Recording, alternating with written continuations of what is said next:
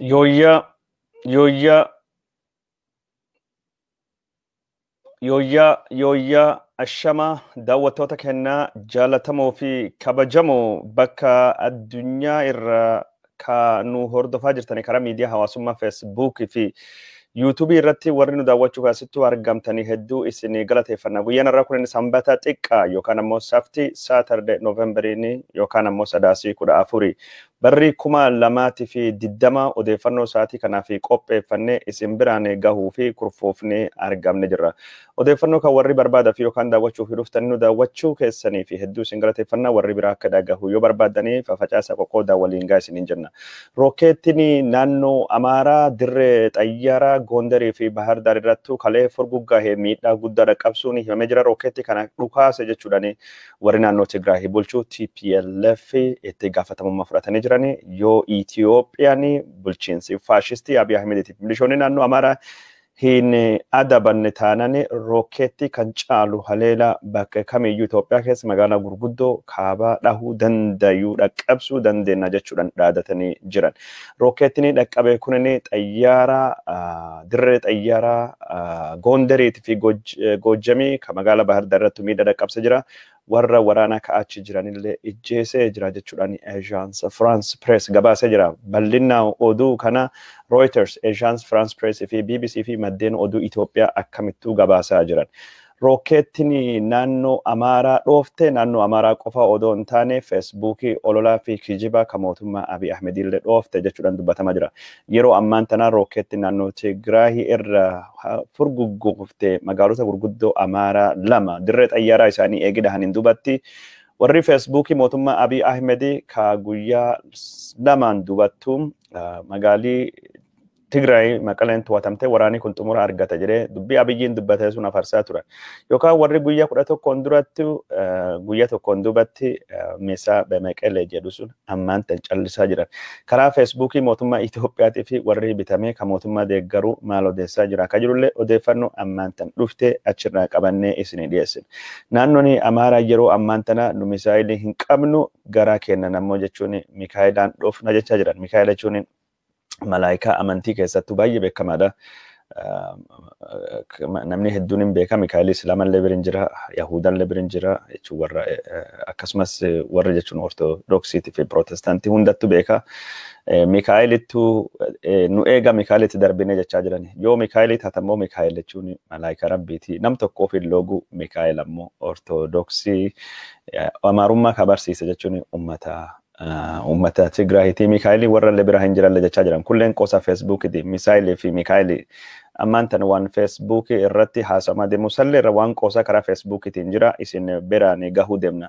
Waraanni naannoo Tigraayitii fi Itoophiyaa keessattuu gaggeeffamaa jiru har'a lolii Eertiraa magaalaa Seetitii keessattuu akka deemaa jiru kadhagamaa jiru. Tigraayonni daangaa isaanii bira darbanii haleella jechuun Eertiraa keessattuu dhaqqabsaa jiraachuu kadhagamaa jiru. Kaalee jechuun warri naannoo Tigraay dirree Xooranaa Zaalambasaatiin kan dhufe humna Eertiraa ofirra dhoofne mishigeettuu yookaan ammoo daawwattuu deebisne miidhaa guddaa dhaqqabsinaa yoo isaan jedhanii qoosaa ture. Raayyaa ittisa biyyaa Itoophiyaatiif milishoota naannoo Amaaraa wajjin tahee ka Itoophiyaa naannoo Tigraay weerare humni Eertiraa of dubattuu faca'uudhaan karaa humaraatiin waraanni Seetiitiittu gaggeeffamaa jira jechuudhaan maddeen amanamoon odeessaa jiran. Eertiraa waraan keessatti dabalamuunis waan beekame waraanii Itoophiyaa fi naannoo Tigraay jidduutti godhamaa jiru ammaan booda wal waraansa walii otoo hin taane waraansa guutuu addunyaa yookaan ammoo international war tahee jechuudhaan Profeesariin biyya Norway Profeesar Sheetil Trumboole karaa Feesbuukii isaan irratti barreessanii jiran. Waraanii Eertiraa waraana kan keessattuu seenu rakkoo biraa dhalaa jira jedhameeti ka odeeffamaa jiru. Karaa suni maali rakkoon jedhamee yaadame. Abiy Ahmed waraan isaa ka AMISOM yookaan ammoo nagaa buustota mootummoota gamtoomanii Somaaliyaa keessaa baasee gara jechuun Itoophiyaattuu fiduun isa dhagahamee jira. Kun jechuun waraanni naannoo Tigraay wajjin godhamaa jiru. Haga Abiy Ahmed faatii siyaatan caala miidhaa guddaa dhaqqabsaa waan jiruuf Abiy Ahmed milishoonni naannoo Amaaraallee hedduu dhumachaa waraanni isaanii harka faca'aa waan jiruuf humni dabalataatii fi jecha waraanni isaa ka Somaaliyaa keessa jiru baasee tu dhagayama. Karaa waraana kana nammoo jechuun waraanni Itoophiyaa Soomaaliyaa keessaa bahuun Alshabaab fi garee jechuun goolii uumtataati fi balbala uumuu danda'amaa jedhamee akka yaadamaa jiru. Itoophiyaa fi Suudaan walittu gaarreeffachaa akka jiranii kadhagamaa jiru. Itoophiyaa fi Suudaan walittu gaarreeffachuun kun kadhagame mootummaan Abiy Ahmed waraana naannoo Tigraay irratti banaa jiru dhaabuu waan didee fi jedhamee ture. Waraana kana walittu qabatee mootummaan Suudaan durumaayyuu irraa kaase warra naannoo Tigraay ka deeggaru yoo ta'e rakkoon hidha laga Abbayyaa yoo dhalate warra kana akka humnattu gargaaree mootummaa Abiy irratti dhiibbaa godhuu barbaadanii keessattuu Eritiraanii waraana kanattu dabalamtee mootummaa Abiy Ahmed gargaaruun akka Suudaan dheekkamsiise ka dubbatamaa jiru. Suudaan yeroo ammaan tana lafa qonnaa ka Gondarii fi daangaa Goojjam keessattuu gara Gondariitiin jirtu Alfaashaar ka jedhamu qotee bultoonni naannoo Amaaraa ka irraa qotanii ka garuu humni naannoo Suudaan dhiyoo kanattu qabate nu deebisattee Itoophiyaan gaafattee jirti. Suudaan waraana Itoophiyaa ka ammaan tana Tigraay wajjin gaggeeffamullee hin jaalanne waraana 10,000 gara daangaa Itoophiyaatti ol siisite jechuudhaan gabaasattu dhagamaa jira. Suudaan lafa irratti wal falman kana Itoophiyaa fi hin deebisnu lafa kanattu dhiigatti dhangala'uu deema jechuudhaan ministeerii muummichi ministeera Suudanii Abdallah Hamduuk dubbatee jedhamee jira. Yeroo ammaan tana xiyyeeffannaan miidiyaa addunyaa Itoophiyaa irrattu deebi'ee jira. Kukkunin matoota oduu kasaatii kana isin biraan gahuu deemnu daawwattoota keenya jaallatamoo fi kabajamoo warra daawwachuu baasittuu argamtan hedduu isin galateeffannaa odeeffannoo kana faffacaasaa qoqoodaa waliin nu baasaa isiniin jenna. Haga ammattu wantoota deemaa jiran waan jedhamee fi waan haasawamaa jiru waan beeknu irra waan miidiyaan jedhe odootti daballee yeroo hirdhisne isin biraan genna achiin boodatti ammoo xiinxala yaada kennaa waan nuuf fakkaatee fi waan jiru isin biraan genna ammoo namni hedduu yoo gara odeeffannoo fi xiinxala addaan nu baasin nu gaggabaabse nutti waan jettanii fi anillee bifuma suniin isin gaggabaabse gara booda ammoo xiinxala bal'aa qabannee isin biraan kageen ta'u asumaan waadaa isinii seenna. Daawwattoota keenya jaallatamoo fi kabajamoo haala Oromiyaa keessa jirullee beekuu feetanii Oromoon maal godhuu qaba waan jedhullee akkan dubbadhuu fi akka aktivistoonni biraa dubbatan ni barbaaddanii waraana Tigraay qofa miti ka guyyaa guyyaan tarreessuu odeessuu qabnu haala Oromiyaallee nu hima malaa fi tarsiimoo nuudhaa jettanii sunillee wal qabatee Oromiyaa keessa maaltu deemaa jira ka jedhullee isin biraan gahu demna. Raayyaan ittisa biyyaatiif milishoonni naannoo Amaaraa Benishangul Gumuz aanaa Dibaaxee godina Matakkalee keessatti mo'amaa jiraachuu warra uummatee fayyaaleeyyiin jedhaman hedduun akka dhumani.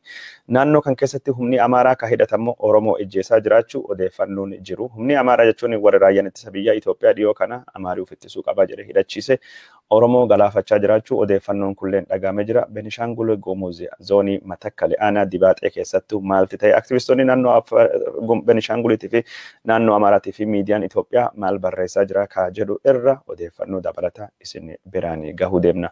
Haga ammatti waan beekame ka naannoo Amaaraa dirree xayyaaraa Bahar Daariitii fi dirree xayyaaraa Gondar irrattu haleellaa dhaqqabee ilaalchisee waan jiru isinitti barbaanna.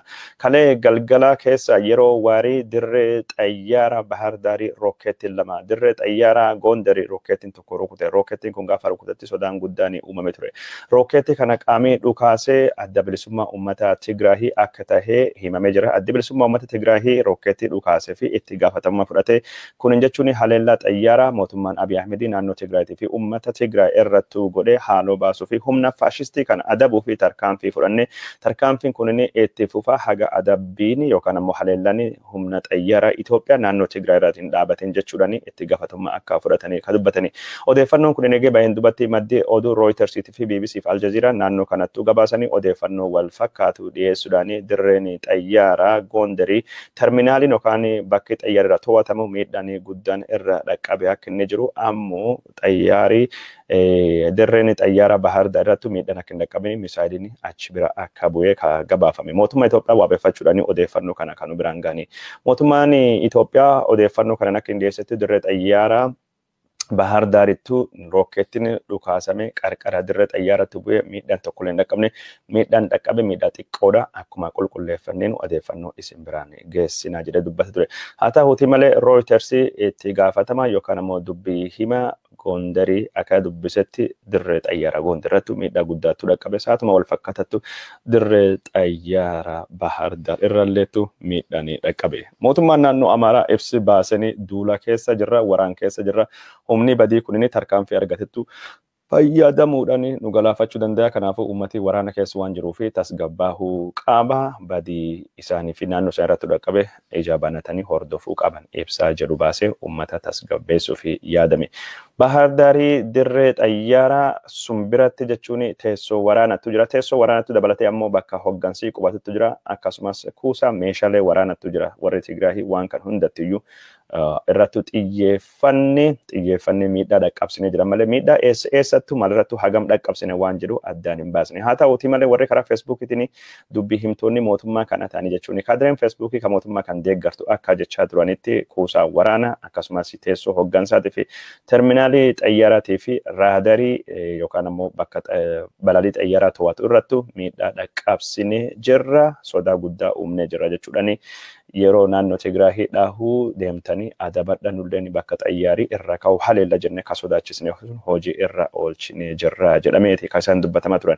Bifuma dhaadachaa turaniin bifuma tarkaanfii fudhannaa jedhaniin tarkaanfii akka fudhatanii miidhaa dhaqqabse ka mul'atamu. Haa ta'uuti malee ofirrattu jechuun miidhaan dhaqqabde ka qaamii mootummaa miidhaa xiqqootu dhaqqabee jiru warri amma miidhaa guddoo dhaqqabsin jedhu Rooyitersii fi Aljaziiraaf BBC'n tokkolleen achittuu argamanii mirkaneessuu akka hin dandeenye ka dubbatamaa jiru. Ka Gondar ammoo miidhaan dhaqqabee jira jedhee waajjirri dubbii himaa Gondarii jidduu galeessa Reuters ittuu himee jira. Miidhaa dhaqqabe kanaanii terminaalaa fi dirree xayyaaraa irrattu haleelan akka dhaqqabe.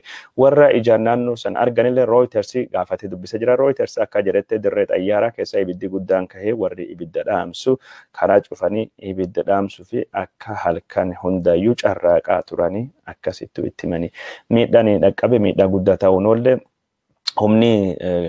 humni qilleensaa Itoophiyaa tarkaanfii kanaaf ni fudhatamaa jedhameeti ka odeeffamaa jire.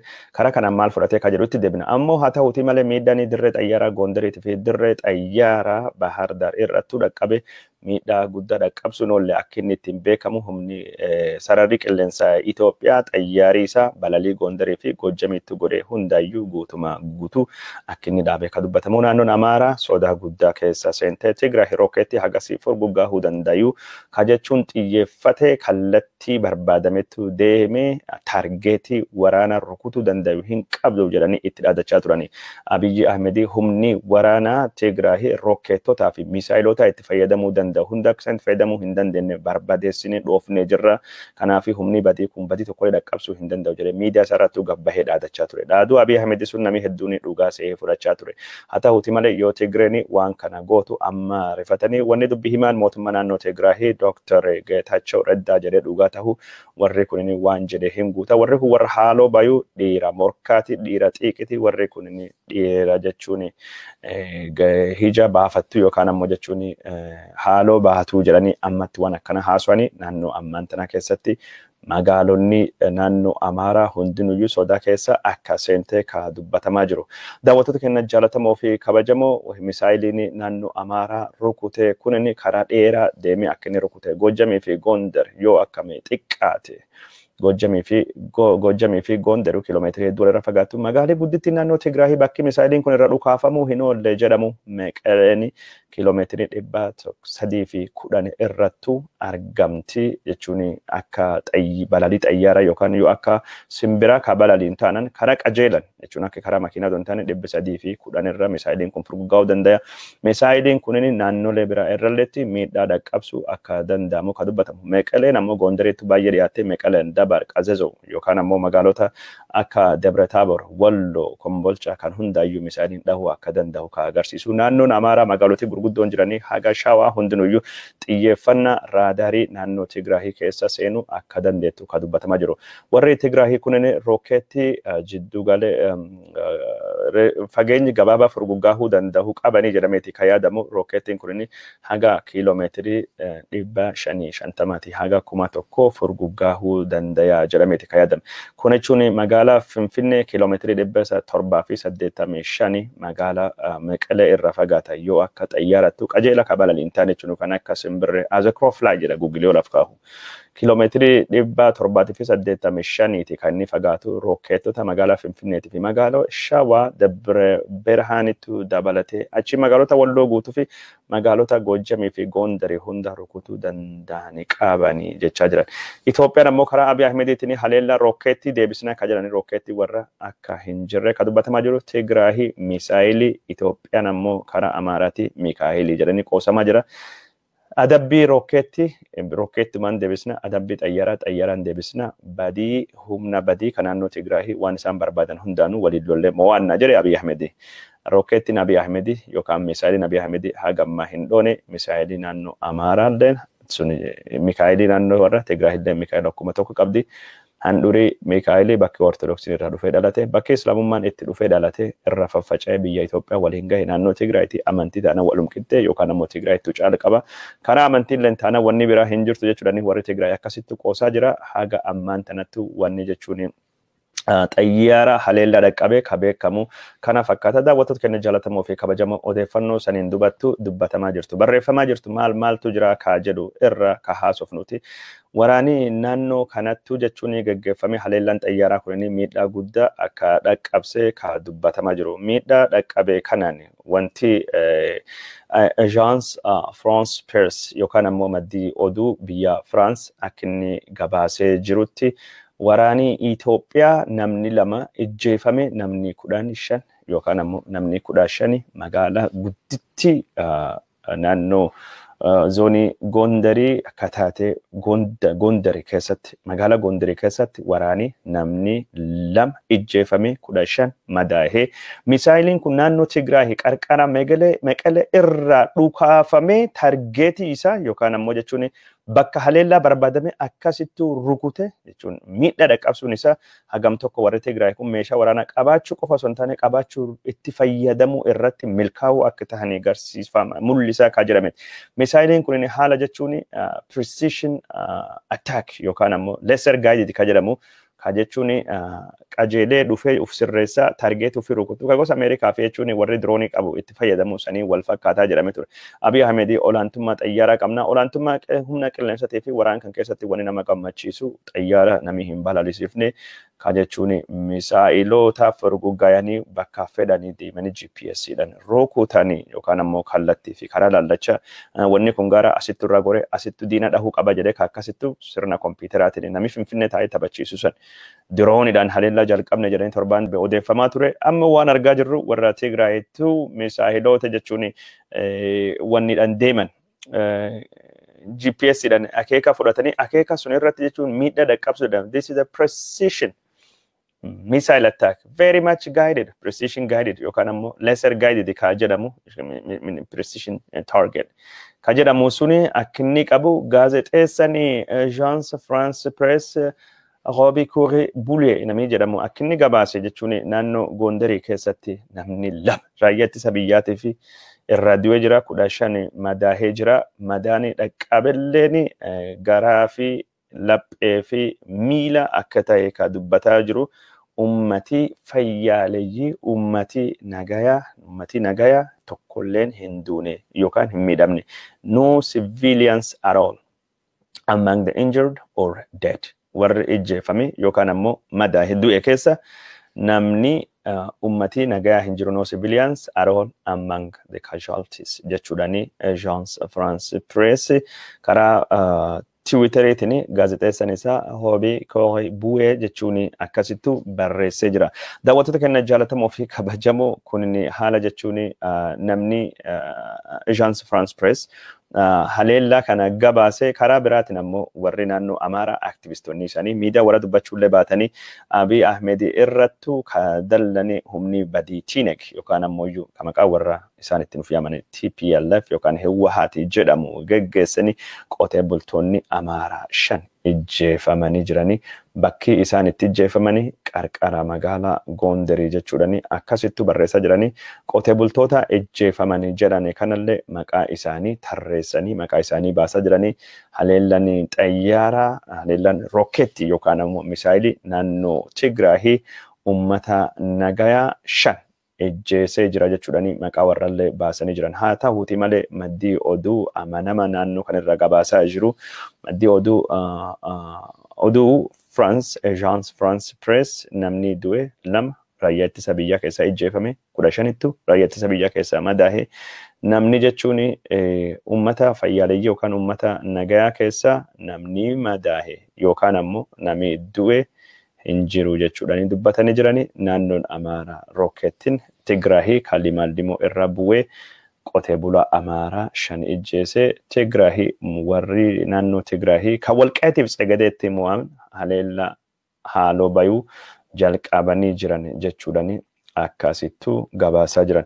Daawwattoota keenya jaalatamoo fi kabajamoo odeeffannoo hagammaa isin biraan gayaa jirru kunini kamaddeen oduu adda addaa addunyaa gabaasaa jiran malee yaadii keenya keessa hin jiru. Odeeffannoo maddii jalqaba Al Jazeera kan ittaanee jiru Agence France Press, Reuters fi akkasumas waan mootummaan Itoophiyaa fi Tigraahii waliin jedhani sun irra gabaasaa jirra. Suni alattu wanni jedhame hin jiru. Akka ammaan tana odeeffannoon dhufaa jirtu naannoon Bahar Daarii Tigraahii Meqalee irraa yoo akka simbira yookaan xayyaarattu kabalee hin taane kiiloomeetirii 311 fagaatti Meqalee fi Asmaraan kiiloomeetirii 210 fagaatti. Warri Tigraay Asmara magaalaa gudditti Eritiriyaa bakka jechuun abbaan irree Isaayyaas Afeworqii keessatti bokkoo kanallee hafuura baafachiisuu akka danda'anii kan dubbatamaa jiran. Kun jechuun kallattiidhaan yoo akka simbira sanitti ka deeme taate kan ammoo jechuun saawwanis distaansiin yookaan ammoo fageenyi inni Meqalee irraa qabu naannoo kiiloomeetirii saniiti. Misaayiloonni Tigraahii Eertiraa keessa bakka kamiyyuu dhahuu akka danda'amu ka mul'achaa jiru. Finfinneen akka xayyaaratti yookaan akka simbiraatti yoo balali'an Meqalee irraa kiiloomeetirii 785 irratti argamti. Kunillee xiyyeeffannaa misaayiloota yookaan rookeetota Eritiriyaa Tigraahii jiraniiti ta'uu danda'a. Tigraayonni rookeetii kiiloomeetirii 555 haga jechuun 1,000 furgugaa'uu danda'a akka isaan qabanii ka dubbatamaa jiru. Daawwattoota keenya jaalatamoo fi kabajamoo saatii ammaan tana odeeffannoo kana dhiyeessaa jirrutti Feesbuukii irratti ka kijibaadhaan injifannoo dharaa warri misaa Meqalee jecha bayanii ka Abiy Ahmedii misaayilii naannoo Amaaraa rukute san Feesbuukii warrallee rukutuu hin oolle callisanii jiranii haga amma duulii kijibaa ka jechuun banaa turanii barbadeessine misaayilii fi rookeetii naannoo Tigraahii Tigraay harkaan qabachuu deemna akkas godhuu deemna Abiy akkas tahee raayyaan ittisa biyyaa akkasii ka jedhu sun ammaan tana callisanii jiranii.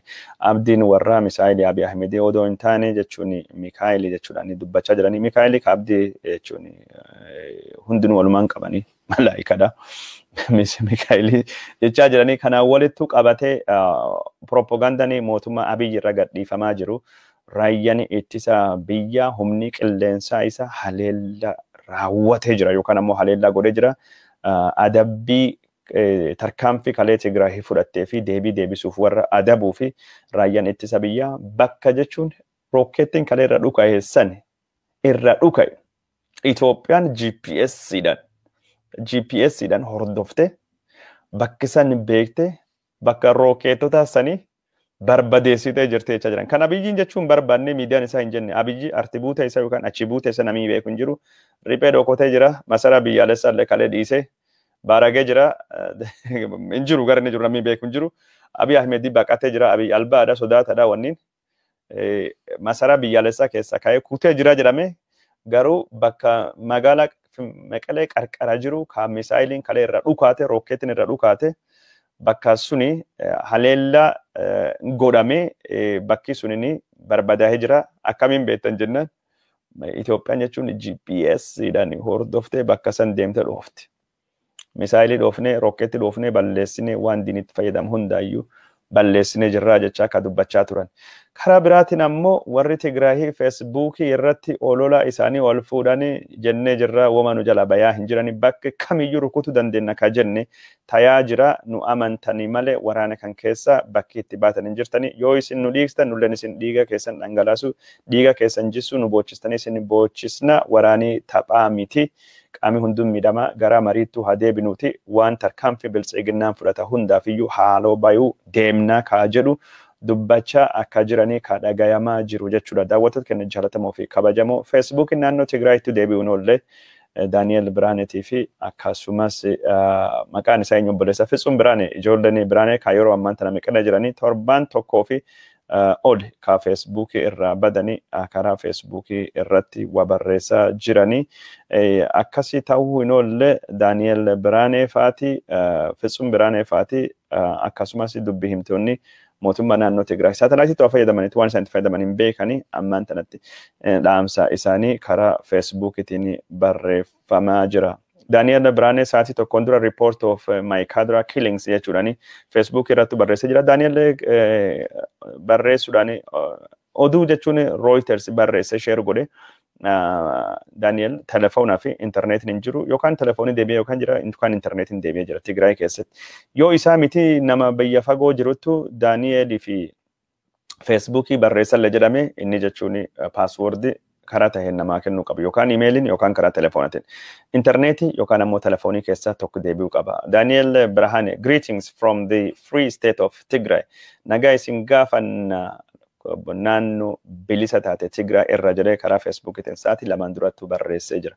Nagaa isin gaafanna kana tsaayitaa Tigraay killil jechuudhaan akkasittuu barreessee jira. Tigraay magaalota Tigraay keessa bakka Tigraay tokkorra akka barreesse ka dubbatamu obboleessi isaa Fitsum Biraanelleen Facebook irratti barreessaa jira. Fitsum Biraanee fi Daniel Biraane warra deeggartoota mootummaa Abiy Ahmed duraan ka ture ka mootummaa Hewahata yookaan ammoo jechuun Ihaadigii akka malee gurguddoo turanii lachuu warra miidiyaa hawaasummaatii fi miidiyaa Itoophiyaa irratti baay'ee beekamanii. Fitsum Biraane Horn Affairs website jedhuu fi akkasumas fuula Facebook qaba obboleessi isaa ammoo kun Daniel Biraane obboleessaa Fitsum Biraane ammoo Zaamii mass media ka jedhamu miidiyaa miimisi baatu irratti xiinxala ta'e hojjeta. Ijoolleen kun lachuu jechuun barnoota maasters illee qabanii warra mootummaa Itoophiyaa ka adda addaa wajjin yeroo sunitti hojjechaa akka bahanii ka dhagama ture.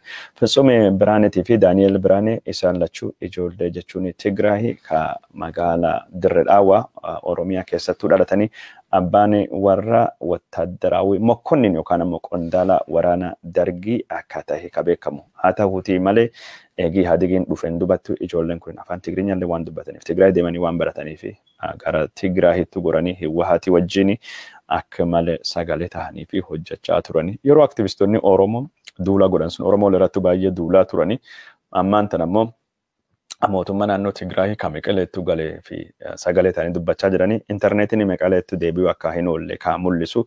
Facebook naannoo Tigraay amma jechuun olaantummaa ololaa isaantu qaba fakkaata.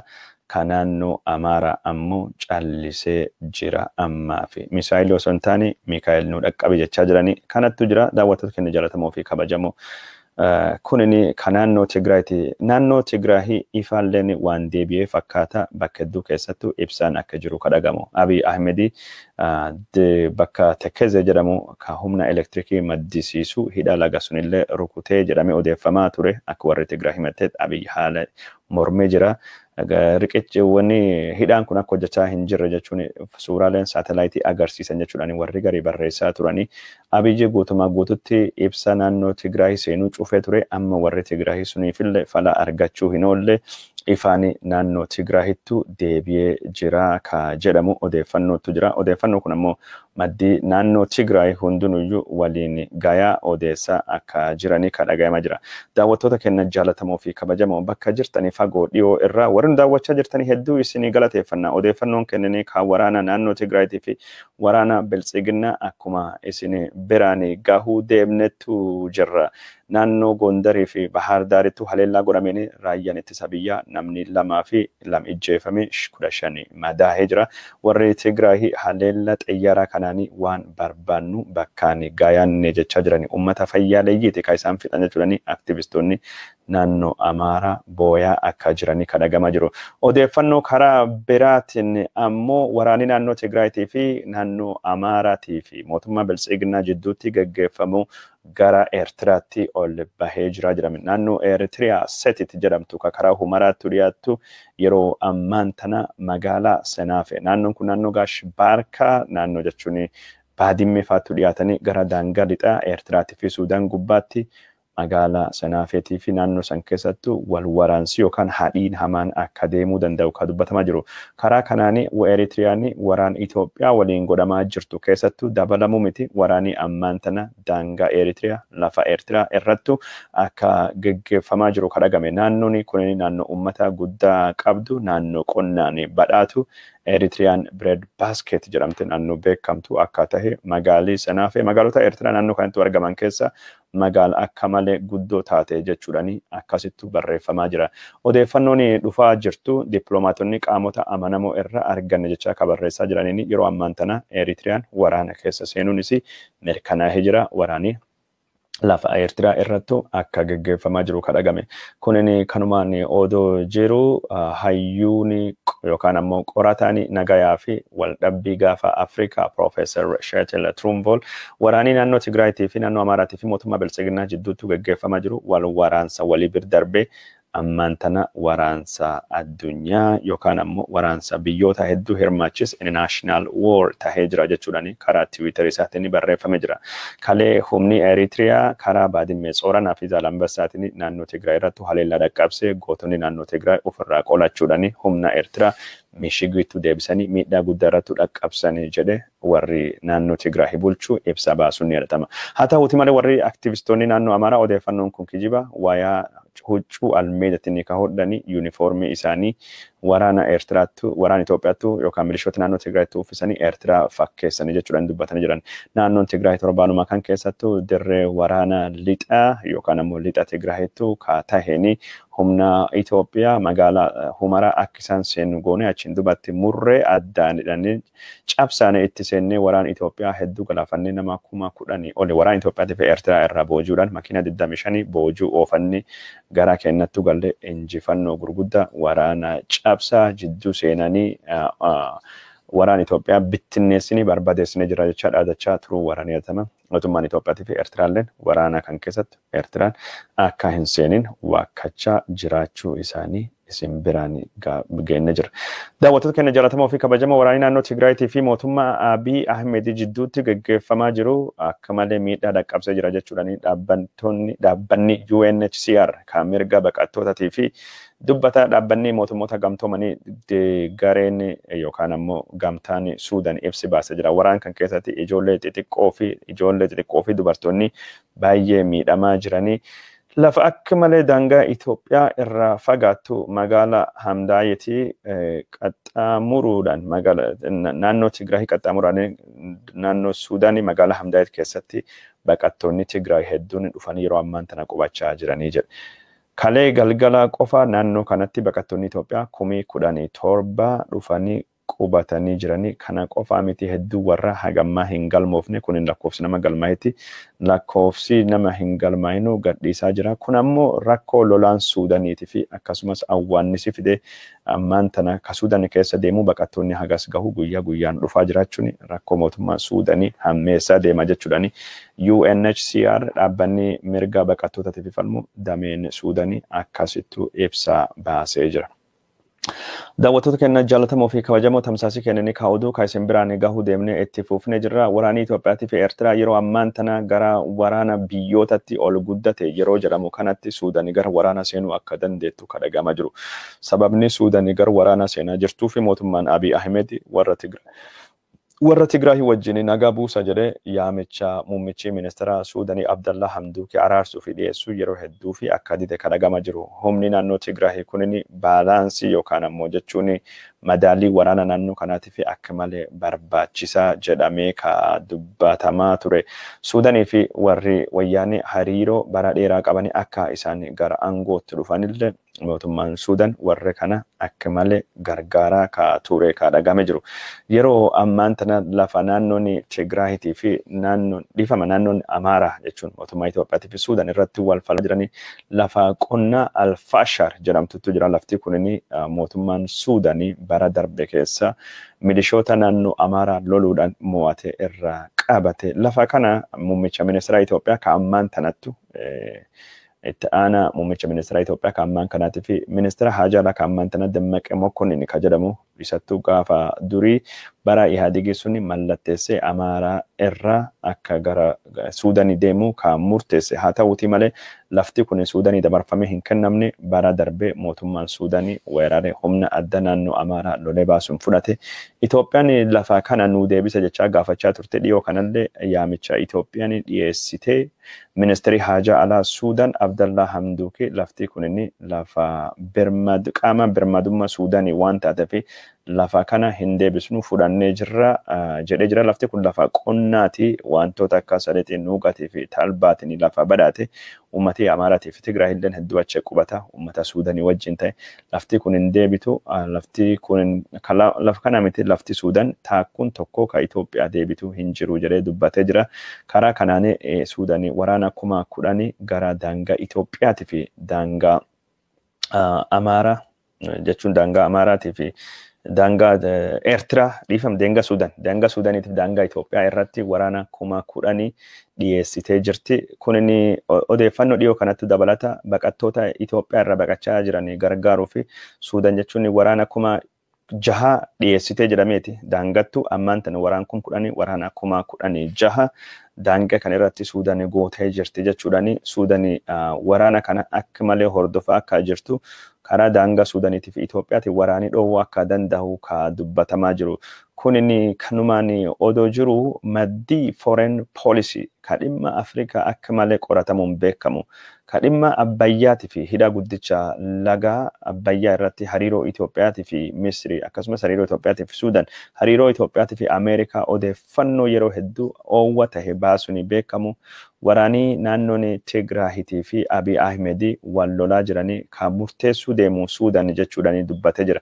Suudaan teessoo istiraatejii guddaa qabdi. Suudaan dhimmi hidha guddicha laga Abbayyaan ilaala waraanatti seenuu barbaadda jennaan injifataan qaama kamii akka tahe kan murteessu mootummaa Suudaaniiti. Mootummaan Suudaan yeroo ammaan tana gara waraanatti seenuu fi afaan irra jira. Haalii Itoophiyaa keessattuu warri Tigraay kan injifannoo argattanan Suudaan waraan kanattuu dabalamuu deemti. Waraana kanaanii bu'aalee istiraatejii lafa wal falmisiisa ta'e kanaaf hidha guddicha laga Abbayyaa irratti bu'aa qabdu mirkaneeffachuu fi gara waraanatti dabaluu kan danda'amtuu fi yeroo ammaan tana Abiy Ahmed karaa dippiloomaasiin abdii waan irra dhabdee fi Suudaan waraan kanattuu dabalamuudhaan waraanii kun haala ammaan tan jiruuni bu'aa isaa geeddaruu danda'a. Kun ammoo mootummaa Abiy Ahmediitii fi badii guddaa jechuudhaan barreessa jira. Mootummaan Suudaanii yeroo ammaan tana mootummaa Misrii waliin wal dubbisuudhaan wal dhagahuudhaan akka inni hojjetaa jirulleen dhagaamee jira. Suudaanii fi Misrii yeroo ammaan tana hariiroo cimaa qabanii humna jechuun ifa barbaaddi. Suudaan uummata guddaa qabdi. Humna ifa akkasiin barbaadu kana mootummaan Misrii akka dhiyeessuu fi waadaa seenee jira. Misrii fi Suudaanii shaakala waraana kajeettota dhiyoo kanatti gaggeessaa akka jiranii kan dhagame. Kun jechuun Prezidaantiin Misrii Abdul Fattah al-Sisi Suudaanii daawwate hoggana jechuun mana marii birmadummaa Suudaan olaanaa Abdul Fattah al-Burhaan warri kulachuma godha Abdul Fattah Sisi fi Abdul Fattah al-Burhaan akka isaan wal argani. Al-Burhaan fi al-Sisiin haala nageenya biyyoota lamaanii ittiin cimsuu danda'anii fi rakkoo daangaa Suudaanii fi Misriin galaana diimaa keessattuu qaban karaa nagaatiin furachuu fi dhimma hidha guddicha laga Abbayyaa irratti waliin ta'anii hojjechuu fi nageenya biyyoota lamaanii waliin eegsisuu fi walii akka galan gabaasuun kenna ni yaadatama. Daawwattoota keenya jaalatamoo fi kabajamoo waraanni naannoo Tigraayitii fi mootummaa Abiy Ahmed jidduutti gaggeeffamu hammaatee itti fufee jira. Waraana kanaanii uummatii guddoon akka dhumate kadhagamaa jiru. Waraanii kun yoo haala ammaan tanaatiin gaggeeffame gocha duguuga sanyii yookaan ammoo genocide geessuu danda'u fiduu akka danda'u Washington Post maddoota mootummoota gamtoomaniitii fi mirgoota ilmaan namaatiif falmatan waabeeffachuun kabarrees. Kale jechuun yakka waraanatti deemuu danda'aati jedhamee kan sodaatame har'a ammoo jechuun yakka waraana irraa ol guddisanii waraanii kuyyoo kan hin dhaabbanne taate wanni itti deemuu danda'u genocide yookaan ammoo duguugaa sanyii tahuu danda'a jechuudhaani maddoota mootummoota gamtoomaniitii fi mirgoota ilmaan namaatiif falmanii waabeeffachuudhaani akkasittuu barreessaa jiran. Kun jechuun odeeffannoo haga hardhaan tana bahe. Kanaan walitti qabatee ajjecha naannoo Tigraay magaalaa Maayikaadiraatti gaggeeffamee jedhamuu fi ummata nagaarrattu gaggeeffamaa jira Amnesty International baasee fi haalii ammaan tana Abiy Ahmed ummata Tigray ittiin diinomsaa olola irratti oofaa jiru akka malee yaaddessaadha jechuudha. Mootummoonni gamtoomanii fi gamtaan Awurooppaa dubbatee jira. Kana walittu qabatee haalii mootummaan Abiy ammaan tana itti deemaa jiru haala mootummaan faashistiitii fi naatsii gaafa waraana addunyaa lammaffaa Jarmanii fi Xaaliyaan keessattuu gaggeessaniin wal fakkaataa jedhamee akka jiru ka dhagayamaa jiru.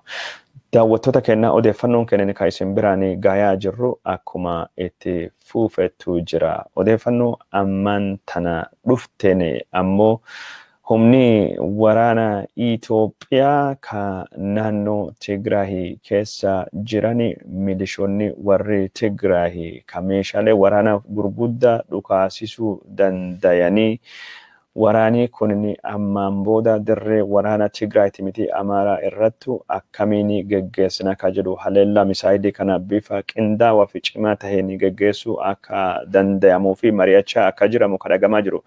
Warri dandeettii qabanii dandeettii waraana kan qaban jedhu waraanii kun naannoo Tigraayitu tahee ture kanaan durattu jechuun Eertiraa wajjin gaafa godhamu namni waan kanarratti muuxannoo qabu akka malee baratee dhalattoota naannoo Tigraayti warra kanaafi eegumsi bakka addattuu godhamee fi warri kun jechuun qabiyyee istirateejii waraana kana bu'aa jijjiiruu danda'u jechuudha. Mootummaan Tigraay akka itti amanu kadhagahame warri kun waraana kana guutumaa guututti bu'aa isaa jijjiirsisuullee yoo dadhabe onnee diinaa keessatti sodaa facaasuun yookaan sodaa horuuni sodaa ijjeefamuu, sodaa du'uu, sodaa haleellaa uumuun diina jechuun qoma dhawatee ijjeesne jirra, fixne jirra, haleellaa bombiitiin dhoofne jirra, bakka ummati walittu qabamu irra gora, gabaa irra baqadda jedhee ummata Tigraay irratti olaantummaa miidiyaatiin waraan labsaa jiru.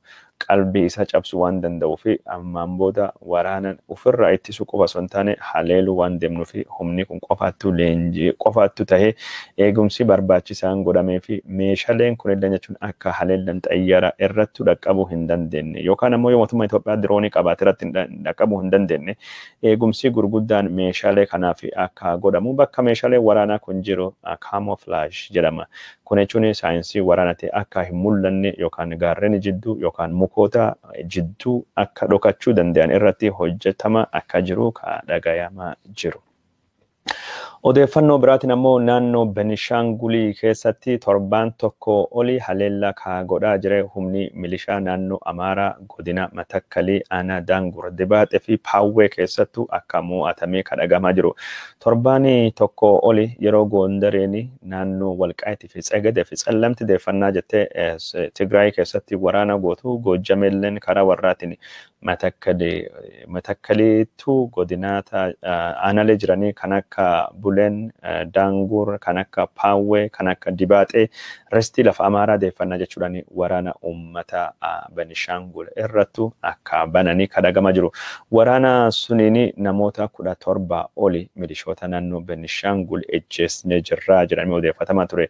Odeeffannoo achirraa dhufaa baate ani jechuun guyyaa guyyaan jalbuu isinii gabaasaa jira. Milishoonni naannoo Amaaraa ka haga afaanittu hidhatanii fi akkasumas raayyaan ittisa biyyaatii fi ummati naannoo Amaaraa nagayaa yookaan ammoo fayyaaleeji ka qawwee warri hidhachiisee qindoominaanii duula qindeessa Benishangul irrattu bana akka turanii kadhagamaa jiru. Milishoonni naannoo Amaaraa kun ammaan tana gara naannoo Amaaraa karaa olii akka baqatanii kadhagamee jiru.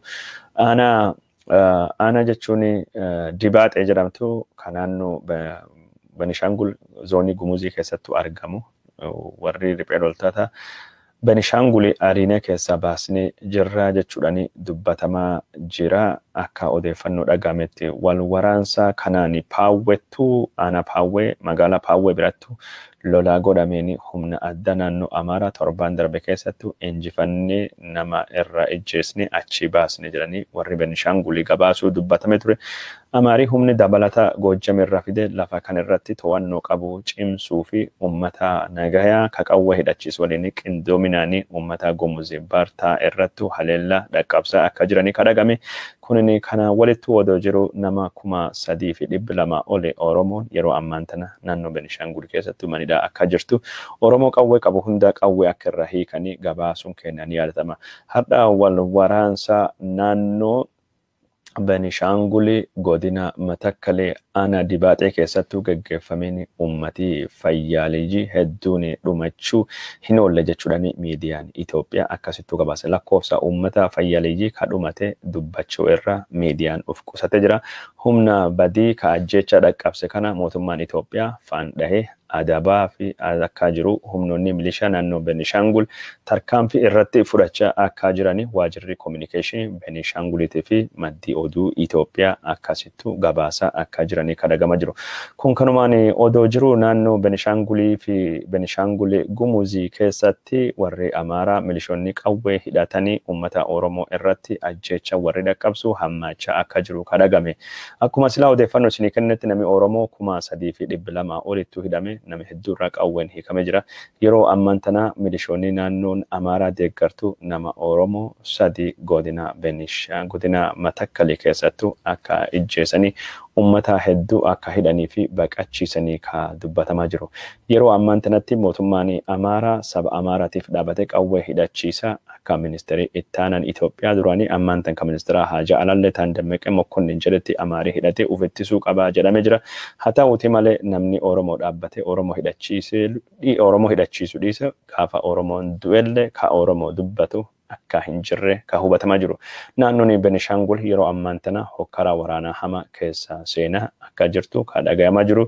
Ajjecha naannoo Benishangul keessattuu ta'ee kaardhaan kanaafillee humna badii wayyaanee ka du'aa fi dhidhiitachaa jirutu dhaqqabse jechuudhaani mootummaan Benishanguliitii fi mootummaan Abiy Ahmed akkasittuu himatee jira. Odeeffannoo biraatiin hidhamtoota siyaasaa Oromoo keessaa Koloneel Gammachuu Ayyaanatii fi namni lamini mana hidhaa keessa akka gadhiifame ka dubbachaa jiru. Koloneel Gammachuu Ayyaanatii fi warri gadhiifame kun ammaan tanaaf maalitti akka gadhiifame hin beekamu. Haa ta'uuti malee warri dhimma abaa'ootiin hidhame mirga wabii argatanii mirgi wabii warra odoo eegamuu maallaqii kaffalamee fi manni murtii ni murteesse. Abbaan alangaati fi mani poolisii Itoophiyaa kabajuu fidanii warra kana mana hidhaa irra gadhiisanii. Koloneel Gammachuu Ayyaana ammaan tanattu gadhiifamee akka jiru lammii beenyatii fi akkasumas namni sadaffaan biraas mana hidhaati akka gadhiifame kadhagama jiru. Abiy Ahmed yeroo ammaan tana muddamee waan jiruttu Oromoon silaa odoo falmii kaastee namoota hedduu mana hidhaa irra gadhiisan hidhamtoota siyaasaa guyyaa 100 fi 32 fi badii tokko malee mana hidhaa keessatti dararamaa jiran Jawaar Mohaammed Baqqalaa Garbaa Hamzaa Booranaatii fi warra biroo kan akka Abdii Raggaasatii fi yeroo nu sagalee taanee fincila mootummaa Abiyyi irrattu oofuu qabnu ammaan tana jedhamee dubbatama akka jiru ka Facebook irraa hubatame. Waraani naannoo Tigraay wajjin gaggeeffamu deeggarsa argachiisuu fi dhiiga warra raayyaa ittisa biyya Itoophiyaatiif walitti qabuu fi akkasumas warra waraanatti jiru dinagdeedhaan gargaaruuf jechuudhaan Oromiyaa bakka adda addaatti mootummaan Biltsiginnaa saamaa akka jiru kadhagamaa jiru. Qotee bultootaa fi horsiisee bultoota Oromiyaa irraa sangaa hagasii godinii kun habaasu aanaan kun habaasu gandii kun habaasu jechuudhaan yeroo ammaan tana fedhii uummataa malee mootummaan Biltsiginnaa uummataa dirqisiisee horii irraa saamaa jira. Abbootii qabeenya Oromoo maallaqa isaan baankii kuufatanillee irraa saamaa akka inni jiru. Warra abbootii qabeenya dukkaalee qabanii fi nagada adda addaa qabanii ka hiriira kan irratti hirmaachaa jiran daldala warra miidhuuni maallaqa irraa saamuun dhagame jira. Kunni keessattuu godinaalee Harargee Bahaatii fi Harargee Lixaa keessatti yeroo ammaan tana warra nagada yookaan ammoo daldala jimaa keessatti bobba'an ka maallaqa qaban jiru mootummaan Abiy Ahmed saamaa jiraachuun dhagame jira. Dirqiidhaan qotee of sangaa fi gaalaa beeksisa akka inni jiru kadhagama jiru. Godinuma Arsii Bahaa qofa irraa sangooti 500 qofti akka kennamu ka dirqisiifame. Godinaalee naannoo Oromiyaa kan adda addaa Booranaa fi Gujii keessatti qotee bulaa fi horsiisee bulaa irraa horii akka kaadireen Biltsiginnaa saamaa jiranii maddeen kenna amanamoo irraa dhageenne jechuudhaani kalee gabaasuun kennatama. Yeroo ammaan tana maqaa abaa'oo loluutiin raayyaan ittisa biyya nama 67 Wallaggaa keessatti uummata nagayaa ejjeesuun isaan yadatama. Raayyaa dhiigaa Oromoo dhangalaasuu fi dhiigaa hin kennu jechuudhaa fi qeerroo fi qarreen duula dhiigaa walitti qabu ka Oromiyaa keessaa fashaleessaa akka jiranii hiriirii Biltsiginnaaf ba'ulleen bakka adda addattu akka falmiitu deebi'aa jiru ka mul'achaa jiru. Oromoon hiriira qopheessuudhaani mootummaa kana dura dhaabbachuu akka inni qabu diddaa gabayaatii fi akkasumas uguraa geejjibaatiin mootummaa kana dinagdee isaatii fi humna isaa kan maantana kirkiree laafaa jiru akka dadhabsullee yaamichi dhiyaataa jira. Oromoon biyya lalleen hiriiraa bahuudhanii hidhamtoota siyaasaa fi sagalee akka ta'anii ijjeechan Oromiyaa keessa akka dhaabbatuu fi waraanii seera alaatii fi heera alaa waraanii badii uummata Tigraahii gubbaattuu geggeeffamaa jiruu fi diinomsaan uummata Tigraahii akka inni dhaabbatu akka gaafatamuu qabu ka dubbatamaa jiru. Odeeffannoo karaa biraatiin ammoo magaalota keessattuu lammiilee Tigraayitii fi dhalattoota Oromoo naannoo Wallaggaa irratti haleellaa fi miidhaan dhaqqabu hammaachaa jira jechuudhaan dubbatamaa jira. Keessattuu lammiilee Tigraay gubbaatti Finfinnee fi naannoo adda addaa keessattuu tarkaanfiin ammaan tana fudhatamu hojiirra ogguruun hidhuun sodaachisuun kunin waan waraana addunyaa tokkoffaa fi lammaffaa gubbaa warri faashistiitii fi naatsii godheen wal fakkaataa jechuudhaan miidiyaan addunyaa gabaasaa jira. Haa ta'uutii malee naannoo Oromiyaa keessatti wanti ammaan tana godhamaa jiru gabaafamaa hin jiru. Oromoon dhimmi ajjeechaa Oromoo hidhaan Oromootii fi buqqaa'uun Oromoo xiyyeeffannoo akka inni argatu dabalataanii yookaan immoo daran cime irratti hojjechuu akka inni qabu ka dubbatamaa jiru. Naannoo Somaalitti hoogganaan paartii falmitoota Jawaarii Mohammadii deeggartaa jechuudhaan magaalaa Jijjigaa keessatti tumamee jira. Kaa'isee tume eegdota yookaan immoo waardiyaa pireezidaantii naannoo Somaalee Mustafaa Akshar ta'uutti beekamee jira. Yeroo ammaan tana warri naannoo Somaalee ilaalcha biltsiginnaa deeggaruu hin barbaanne deeggartoota yookaan immoo jaalattoota Jawaar Mohammad jedhamee adabbiin akka irratti fudhatamaa jirutu jira jechuudhaan maddeen oduu naannoo Somaalee gabaasaa jiran. Mootummaa Abiyyi waraana inni Tigraay irratti banee deeggaruudhaan bakkoota adda addaatti hiriirri deeggarsaa godhamaa jira jedhamee yeroo odeeffamaa jiru kanatti Walaayitaa magaalaa gudditti Walaayitaa Sooddoo keessattuu hiriirii gaggeeffame kan biltsiginnaa deeggaruu fi waraana naannoo Tigraay irratti deeggaruu fi yaamame uummatii Walaayitaa mirgi ofiin of bulchuu akka inni kabajamuu fi biltsiginnaa akka hin deeggarre waraanni Tigraay irratti banamaa jiru waraana badii jechuudhaan uummatii hiriira qophaa'ee gara mormiitti deebisee jira jechuudhaan aktivistoonni naannoo Walaayitaa addeessanii jiran. Aktivistoonni kun akka jiranitti Walaayitaan yoo du'uu qabaate mirga ofiin of bulchuu fi mirga heeraa isaatii fi du'aa malee uummata Tigraay deemee waliin ijjeesuuf hin jiru. Waraanni ammaan tana godhamu kun waraana baadimmee yookaan Eertiraan irraa waliin godhamerra adda waraan aangoo abbaa irree tokko kan mirga uummata Walaayitaa ukkaamsee cimsuu fi godhame jechuudhaan waraana kana akka balaaleffatan dubbachaa jiran. Karaa biraatiin odeeffannoon dhufaa jirtu naannoo Amaaraattuu hiriirii qophaa'ee hundinuyyuu guutumaa guutuu haqame. Kun ammoo akka haqame ka godhu gabaasii Reuters naannoon Amaaraa waraana Tigraay wajjin seentee hiriira farra uummata Amaaraa gaggeessuu fi aktivistootaa fi mootummaan naannoo Amaaraa qophaa'ee jira. Waraanni Amaaraan godhaa jiru kun kallattiin lafa Tigraay deeffannaa jechuudhaan Tigraay irratti akka uummatattuu kan xiyyeeffatu jedhu gabaasii oduu Reuters eegii dhiyaateen dubattu akka tahe maddeen amanamoon kenna akka dubbachaa jiran. Odeeffannoo dhumaa kaayisiin biraan gahuu deemaa jirrutti yeroo ammaan tana haalii hidhamtoota siyaasaa Oromoo akka malee yaaddessaa akka tahe kadhagamaa jiru. Keessattuu hidhamaan Oromoo kadhimma siyaasatii fi guyyaa 130 oli mana hidhaa biyya keessa dararamaa jiru Jawaar Mohammad nageenyi isaa akka malee akka yaaddessu ka dubbatamaa jiru.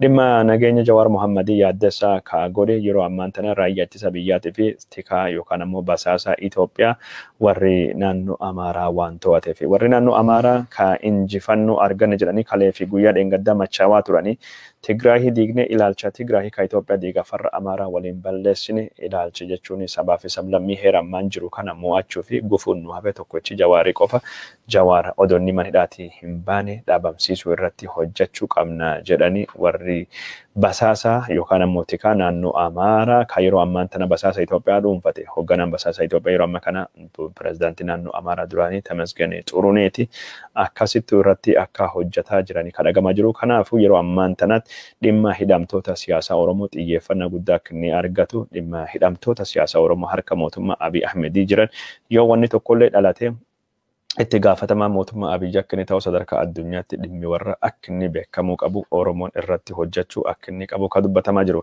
Daawwattoota keenya jaalatamoo fi kabajamoo warri fagoo fi dhiyoo irraa nu hordoftanii hedduu isin galateeffannaa tamsaasii kenna ka sa'aatii kana hagasuma gara sa'aatii boodatti odeeffannoo dabalataa walitti qabne haala jechuun waraana naannoo Tigraay wajjin gaggeeffamaa jiruu fi dubbii jiran hunda ka isin biraan gahu ta'uu deemnutti jira. Waraana naannoo Tigraayitii fi naannoo Amaaraa jidduutti jiru waraana badii kana mirga uummatii Tigraay Tigray ka jiraachuu qabuu fi mirga isaan ofirraa ittisuu qabanii hordofaa isinii geessisaa jirra. Haa ta'uuti malee uummatni Tigray falma mataa ofii godhachaa jira. Oromiyaa fi yookaan Oromoo lolaa hin jiru. Oromoon lolaa ofii ka dinagdee, lolaa ofii ka qabsoo karaa nagaatii fi lolaa ofii ka karaa hidhannoo akka inni gaggeessuu qabu dursaan Oromoon dhimma Oromoo irratti xiyyeeffachuu akka inni qabu asumaan dubbachaa gara booda odeeffannoo dabalata bal'aa ka isinii dhiyeessinu ta'uu ni mala. Miidiyaan kunillee ni guddatu gargaaramuu qaba ka jennee yaadaa jirru miidiyaa kana sagantaa sanitti gargaaruu dandeenyanii fi guddistanillee torbaanuma kana yookaan ammoo torbaan dhufu keessaa isin biraanii geenna jennee yaadaa jirra. Yeroo ammaan tanaati wantoota adda addaatu taate adda addaatu waan jiruu fi sagantaa gargaarsaa kana bakkaan baasuun xiqqoon ulfaata jira. Ammoo haa ta'uuti malee torbaan kanaa fi torbaan dhufu keessatti jechuun akkaataa isin gargaaruu dandeettanii ka odeeffannoo isin biraan gahuu dandeenyu ta'uu asumaan isinitti himna. Waan daawwattanii hordoftanii fi hedduu galatooma ulfaadha. Ka ammaan tana qophiin teenina ka odeeffannoo oolmaa bultii Oromiyaa waraana naannoo Tigraay akkasumas miidiyaan addunyaa maal gabaasaa jira jijjiirama biltsiginnaan misaayil irra gara Mikaayilii wantoota isin biraan geenne hundinuyyuu kana daawwattoota keenya jaallatamoo fi kabajamoo waan tokko jechuun yeroo hedduu akka nu hubattanii ka barbaannu Abiy Ahmed rakkoo amantii isaa yoo dubbannu akka Abiy Ahmed akka dhuunfaatti dubbannu malee rakkoo amantii waliigala dubbachaa hin jiru. Amantiin kamiyyuu rakkoo hin qabu. Amantiin kamiyyuu keessatti namni hamaa fi badaan hin jira. Yoo amantii Mikaayil jechuun Misaayilii fi Mikaayila jennee dubbannu Mikaayilii jechuun nabiyyi amantii hundaayyuu keessa jiru. Keessattuu amantii jechuun warra Abrahaam. Amantii Abrahaamii jechuun amantii jechuun Nabi Ibrahim yookaan Abrahaam irraa maddanii ka akka Judaism, amantii Yahudaa, amantii Kiristaanaa fi amantii Islaamaa keessattuu baay'ee baratame. Amantiin kun jechuun amantii Semetikii jedhamee beekama jechuun ka fide warri sadeenu Arabilleen, Yahudalleen, Kiristaanallee, Islaamallee, Yahudallee ka fide ummata Semetikiitti fide. Amantiin Semetikoota maddii warra tokko. Garuu ammaan tan amantiin addunyaan kun hundinuu hordofti. Semetikii qofa miti. Kuushitti hordofaa, Kawkeeshaanitti hordofaa, Gurraachatti hordofaa, Adiitti hordofaa. Amantii addunyaa ta'anii jiranii yoo haasofnu jechuun waan jechuun amantii ka haasamu hundaayyuu miira jechuun waliigalaatiin haasofne malee amantii tokkollee jechuun wal caalaa yookaan amantii tokkollee wal fuunee guddisnee xiqqeessuuf akka hin taane akka hubatamu namni akkasitti hubatullee hin jiru warri garii jechuun maqaan amantii maaliif dhahmaafaa waan jedhutu jira. Rakkoon amantii rakkoon taane Abiyyi ilaalchisaa kan inni amantii qabutu rakkoo waan jedhu haasawaa jirra. Waan daawwattanii hordoftanii fi galatooma nagaatti halkan gaarii guyyaa gaarii fuulaa jirtan cufattiyyuu